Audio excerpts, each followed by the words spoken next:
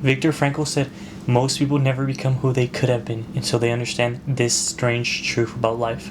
Imagine reaching the end of your life and realizing that the person you became was not the person you could have been. Not because you lacked talent, not because you lacked intelligence, not because life was unfair, but because you spent decades chasing goals that were never truly yours. The possibility terrified Austrian psychiatrist Viktor Frankl more than suffering itself. And after surviving Nazi concentration camps, where nearly everything could be taken from a human being except one thing, he arrived at a conclusion so powerful that it continues to challenge modern psychology today. The greatest tragedy is not suffering. The greatest tragedy is living without meaning. Most people spend their entire lives trying to avoid pain. Frankl believed that they should be asking a completely different question, and that strange shift changes everything. The modern illusion nobody talks about: we live in the most comfortable period in human history.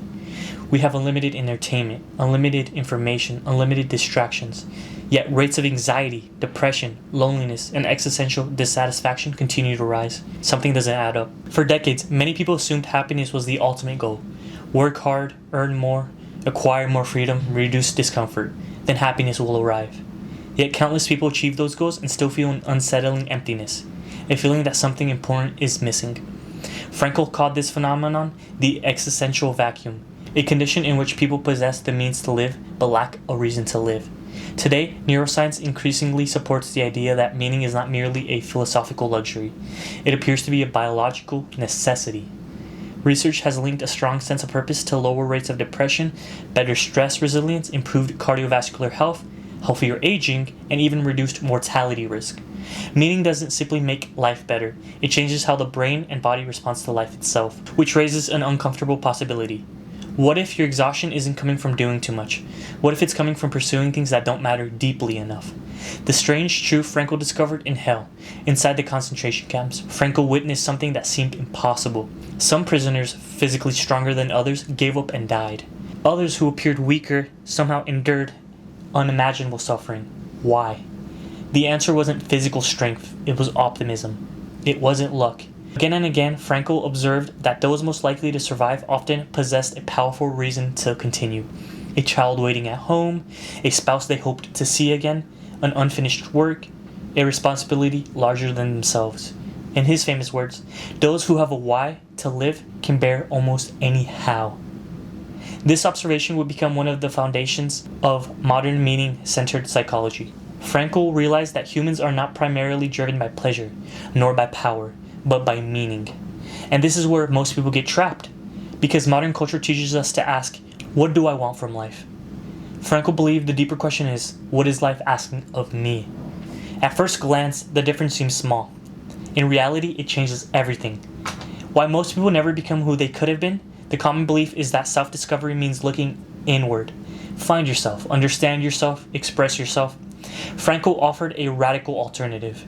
He believed people do not find themselves through endless self-analysis. They found themselves through commitment, responsibility, service, contribution. In other words, you become yourself by forgetting yourself. That sounds completely backward. Yet modern psychological research repeatedly finds that people focus exclusively on personal happiness often become less satisfied over time. Meanwhile, individuals connected to meaningful goals beyond themselves consistently report higher levels of fulfillment. The reason is surprisingly simple. The brain adapts quickly to pleasure. A bigger house becomes normal. A promotion becomes normal. More money becomes normal. This process is known as hedonic adaptation. Meaning operates differently. It continually renews itself because it connects us to something larger than immediate gratification. Pleasure asks, what can I get? Meaning asks, what can I give? One tends to shrink your world, the other expands it. The silent danger of waiting. Many people assume meaning arrives someday, when the career is established, when the children are older, when there is more time, when life finally slows down. But Frankl warned that meaning is not discovered passively. It is created actively, every day, every decision, every response to adversity. And this is where the real danger lies. Because years have a way of disappearing. The life you imagine living tomorrow slowly becomes a life you never live at all. One day becomes 1 year. 1 year becomes 10. Then suddenly, you are staring at a version of yourself you barely recognize. Not because disaster struck, but because drift happened. Tiny compromises, tiny delays, tiny acts of avoidance, accumulated over decades. Most people do not lose themselves dramatically. They lose themselves gradually. The neuroscience of meaning. Recent research suggests that purpose influences how the brain processes stress and adversity. Individuals with a strong sense of meaning often demonstrate greater psychological resilience under pressure. Challenges become interpreted differently. The brain perceives hardship less as a threat and more as a mission. This distinction matters because suffering without meaning feels unbearable. Suffering connected to purpose feels transformative. The event may be identical.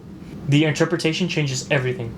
Frankel's central insight anticipated this understanding long before brain imaging technology existed. Pain is unavoidable. Meaning determines whether pain destroys you or develops you. The question that changes everything.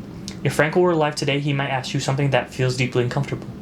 Are you building a life that impresses people or a life that fulfills your responsibility to become who you truly could be? Those are not always the same thing. One is driven by approval, the other is driven by meaning. One creates temporary satisfaction, the other creates lasting significance. And perhaps that is the strange truth most people spend decades avoiding. Your life is not asking you to be comfortable. It is not asking you to be constantly happy. It is not asking you to avoid difficulty. It is asking you to answer a unique responsibility that belongs to no one else. The tragedy is not failing. The tragedy is never answering the call at all.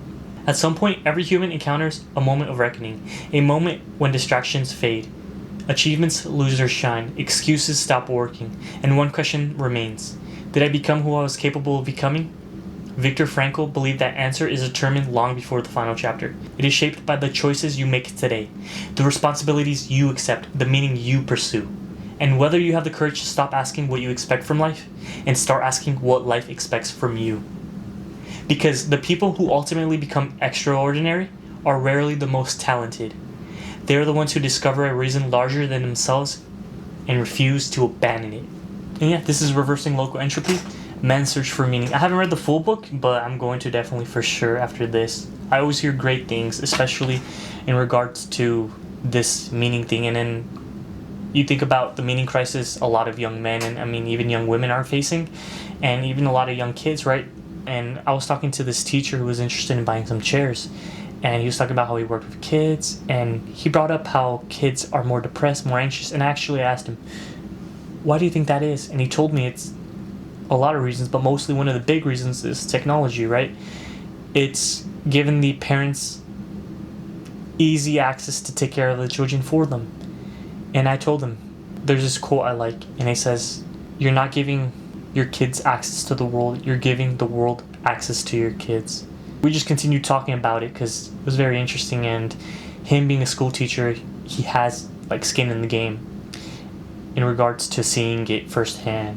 And yeah, very interesting to think about it, but it's unfortunate, right? This technology thing is so amazing, but at the same time, it's what's destroying us.